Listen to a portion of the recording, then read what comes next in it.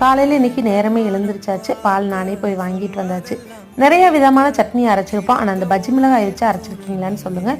பஜ்ஜி மிளகாயை நீல வாக்கில் அரைஞ்சிட்டு விதைகள் எல்லாம் எடுத்துருங்க. அப்போ தான் காரம் இல்லாத இருக்கும். சின்ன சின்னதாக கட் பண்ணிக்கலாம்.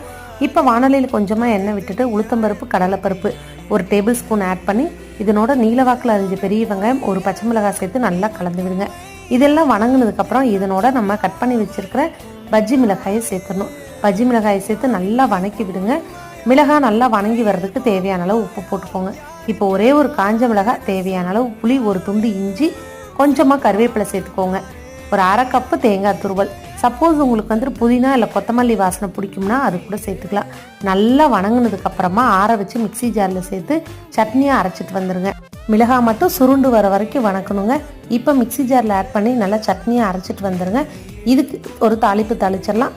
இட்லி தோசையோடு சாப்பிட்ற சட்னி ரெடி. சேனல் பிடிச்சா சப்ஸ்கிரைப் பண்ணிக்கோங்க. தேங்க்ஸ் ஃபார் வாட்சிங்.